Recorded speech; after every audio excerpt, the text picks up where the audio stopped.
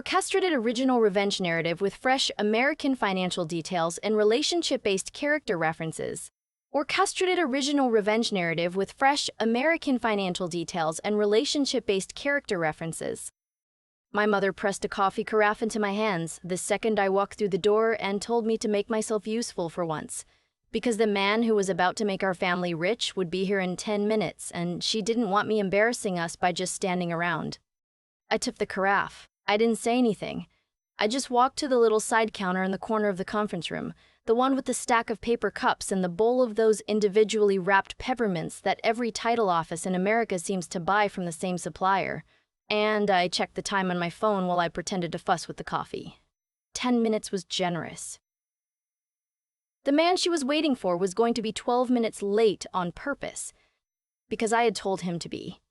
She had no idea I knew exactly who was coming. She had no idea the whole thing had already been decided 3 days ago in an office 400 miles away, on a laptop with a signature that wasn't mine but might as well have been. She thought she was watching the beginning of something. She was watching the end. From the corner, with the carafe sweating against my palm, I had the best seat in the house for the family I'd been born into. My father sat at the head of the long laminate table, the way he always sat at the head of everything.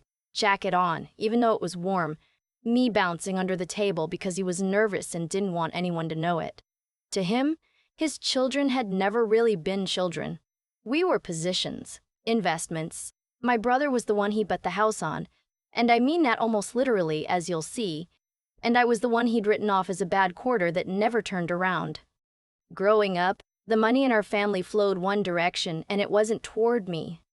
When my brother flunked out of his first semester at a school my parents had stretched to afford, my father called it an adjustment period and paid for the next one.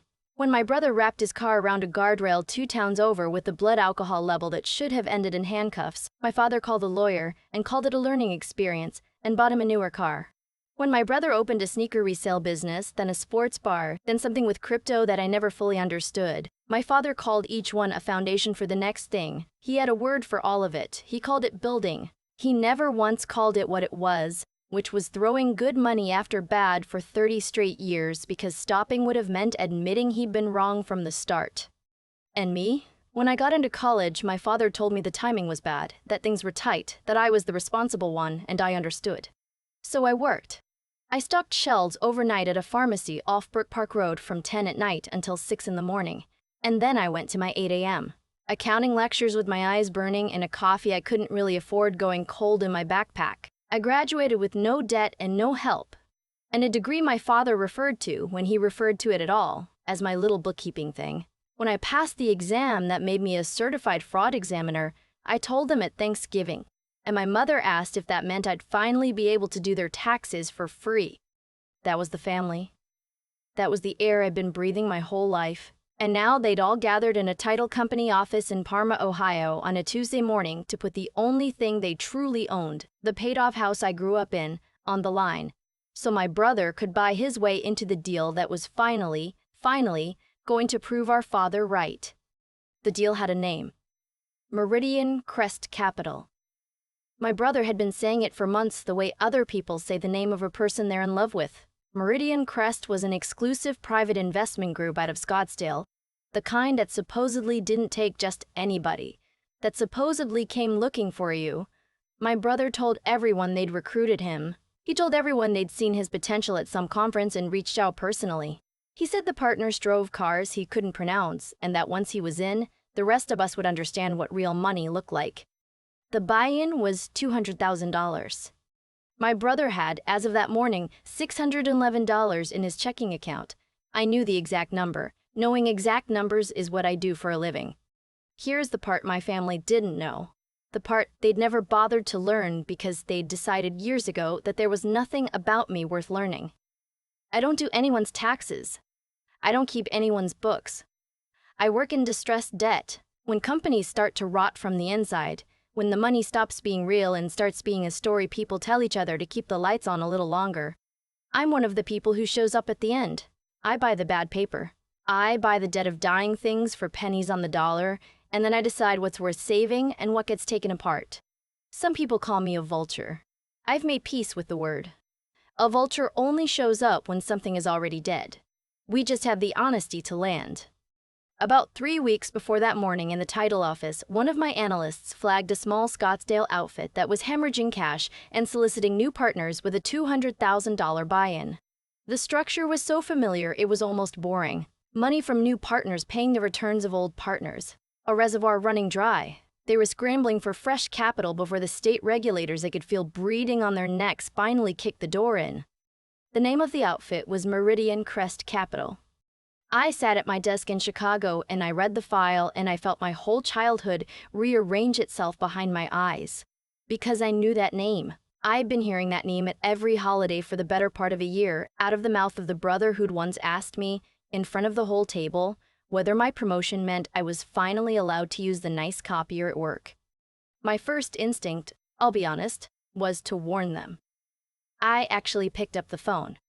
I had my father's number pulled up and my thumb over the call button. He's still your father, I told myself. They're still your family.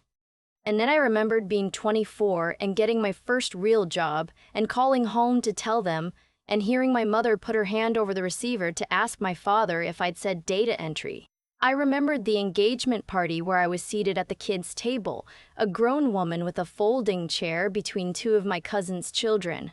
I remembered my brother holding up a glass to toast himself and saying to laughter that at least somebody in the family had to keep the lights on and looking right at me when he said it. I put the phone down, and then I bought the whole thing. It took less than 2 weeks and a shell company my own mother could have walked past on the street without recognizing. I purchased the controlling debt of Meridian Crest Capital. I didn't just own a piece of their problem. I owned the lever that controlled whether the lights stayed on at all. I controlled their board. I controlled their intake process. And I controlled the man who was going to walk through the door of that title office in Trode.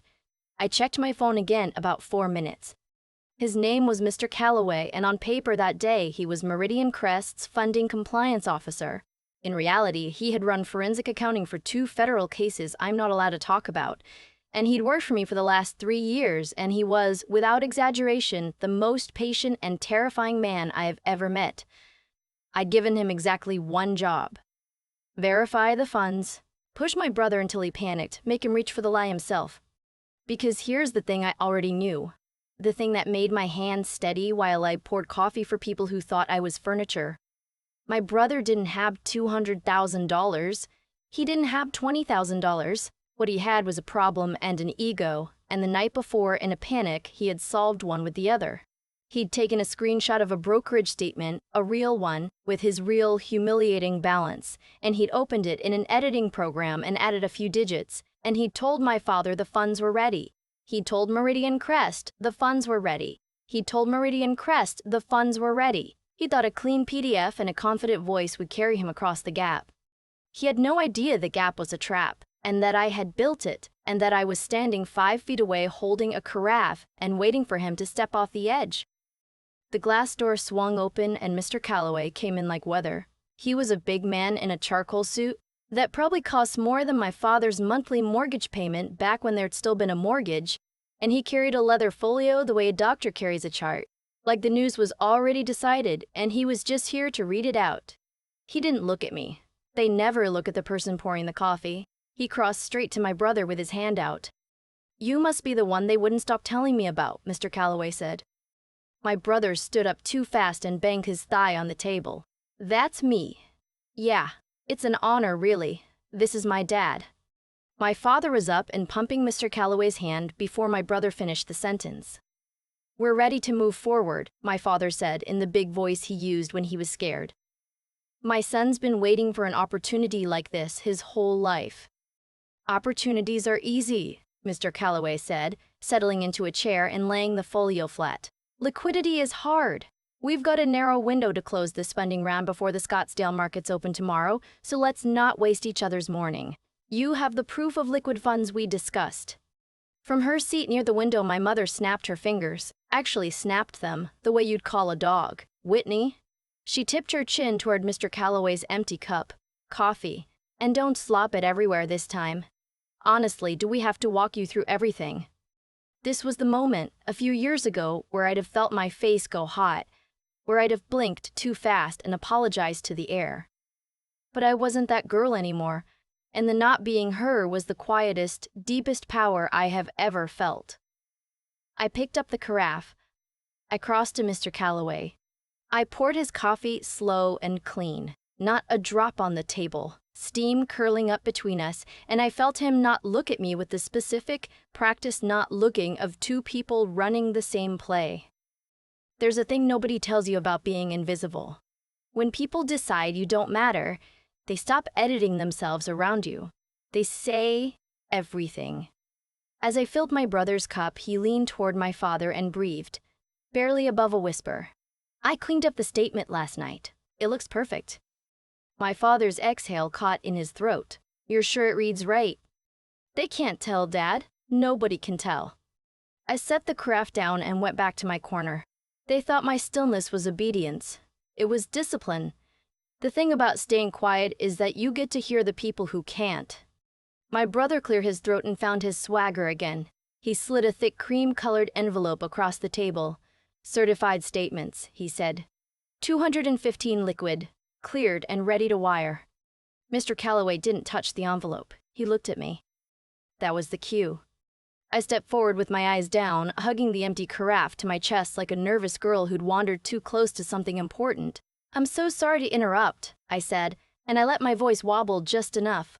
The scanner in the back is down. The whole network's been flickering since this morning. They've got someone coming out, but... My brother frowned. So take the paper copy, it's certified. Compliance won't let us accept hard copies on a buy-in this size, I said, soft and apologetic, looking at Mr. Calloway like I was terrified of getting it wrong.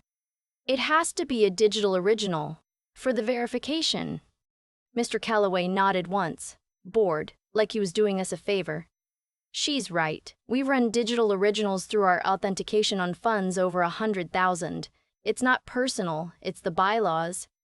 He checked a heavy watch. Easiest thing. Sir, just forward the statement straight from your brokerage app to the intake address. We'll pull it up on the screen and verify it live. 60 seconds and we're past it. He pointed at the wall monitor. My brother went still. I watched it move across his face, the math of it. He didn't have a brokerage app with $200,000 in it to forward from. He had a doctored image on his laptop. If he logged into the real account, the real number would be sitting there in front of his father and the man he was trying to impress and God. If he forwarded the file he'd made, he was through. He thought that was the safe door. He had no idea it was the only door that locked from the outside. Right now? My brother asked. Time's money, Mr. Calloway said, not unkindly, glancing at his watch again. I've got another candidate holding in Scottsdale. If we can't verify in the next 10 minutes, I have to give them the seat. Panic makes people stupid. That's not an opinion, it's a thing I've watched happen across 100 conference tables. The smarter someone thinks they are, the worse panic hits them, because they're so used to talking their way out that they never built the muscle to just stop. My brother was so close to the prize, so desperate to be the big man in front of our father for once, that the part of his brain that should have screamed, "Don't," had simply gone offline. He opened his laptop. I watched his fingers move. I watched him pull up his email.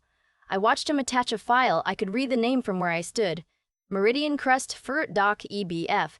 And I watched him hit send, UCTBHF, and I watched him hit send. A second later, my phone buzzed against my hip. I looked down. There it was. The email. The attachment. The whole thing, sent across state lines over the internet to secure a financial transaction to a device he believed belonged to a Scottsdale compliance officer and that actually belonged to me. He hadn't just told a lie. He had transmitted a forged financial document electronically to obtain money. He had committed federal wire fraud in a room full of witnesses, and he'd done it by emailing the evidence directly to the woman he'd spent his whole life calling a failure. He closed the laptop and smiled, loose and relieved, certain he'd just walked through the hardest part. Mr. Calloway glanced at his tablet, gave the smallest nod, the nod of a man receiving the most ordinary email in the world. Funds verified, he said, and closed the folio. And then he opened it again and slid out a document bound in pale blue legal paper and laid it on the table in front of my father. There's a 24-hour settlement window on digital transfers, Mr. Calloway said, his voice flat as a parking lot. To lock the partner seat today, before the markets open. The fund requires interim collateral. This is a deed of trust. It places a short-term lien against the primary residence at the address on file. The moment the wire clears tomorrow, the lien releases. It's standard for time-sensitive closings. The room got very quiet. I watched my father look at the blue paper. That house was the one thing in his life he could point to and say, "Mine, free and clear, nobody's but mine." It was his retirement and his proof, and the only argument he had left that the last 30 years hadn't been a slow-motion mistake. He'd buried that mortgage at 58, and he'd never let any of us forget the party he threw for it. His eyes came up off the page. And then, I will remember this until I die, they came to me, in the corner with the empty carafe. So I made myself small. I made myself the daughter who didn't understand finance, the one who balanced a checkbook and worried about rent and got confused by anything with too many zeros. I let my face go a little blank and a little anxious, the face of someone hoping nobody asks her a question. "Is this strictly necessary?" my father asked, and the big voice had gone out of him. "You've got the statement." "The fund requires hard collateral on interim, Mr. Calloway checked the file on closings this size. "If you're not comfortable, we move to the next candidate. No hard feelings." My brother leaned across the table, low and urgent. "Dad, do not blow this. It's 24 hours. The money's literally already there." My father's pen hovered. He felt it, I think. Somewhere under all that ego, a real animal in him smelled the trap. But my brother knew the exact shape of his weakness, because he'd been picking that lock his whole life. "Once I'm a partner," my brother murmured, "the first distribution covers a place in Scottsdale. Golf course, you and Mom, week in the sun whenever you want. The guys at the club are gonna lose their minds." And there it went. I watched the fear drain out of my father's face, and something worse pour in to take its place. Greed. But underneath the greed, the thing that had run his whole life, he could not walk away. Because walking away meant the boy he'd bet everything on had never been worth it, which meant he'd never been right. Not once. Not about the most important call he'd ever made. He would rather lose the house than carry that. He looked at me one more time. I gave him nothing. "This," my father said with a sneer he aimed straight at me, "is how men build something. We take the swing." He clicked the pen. "You wouldn't get it." He signed. The notary stamped. The deed of trust was recorded into the county system right there on the laptop in front of us, and the only home my parents owned became collateral on a transaction that was never ever going to clear. My brother leaned back and grinned at me. "Hey, when I furnish the new place, maybe I'll bring you out to organize the closets. You've always been good at the quiet stuff." My mother laughed, light and cruel. "Get her a nicer outfit first." I set the carafe down on the side counter. I picked at my phone. And I walked, for the first time in my entire life, to the head of that table. "Actually," I said, "nobody's organizing any closets." I plugged my phone into the monitor on the wall. Mr. Calloway, who had been gathering his folio, paused. "Sit down," my father snapped, the reflex of 40 years. I tapped the screen. A document filled the wall. "This is the formation paperwork for the entity that purchased the controlling debt of Meridian Crest Capital 3 days ago," I said. My voice didn't shake. I'd waited my whole life to find out it wouldn't, and there it was. "You'll see the managing member listed at the bottom." My father read it the way you read your own name on a thing you don't understand. Out loud, slowly.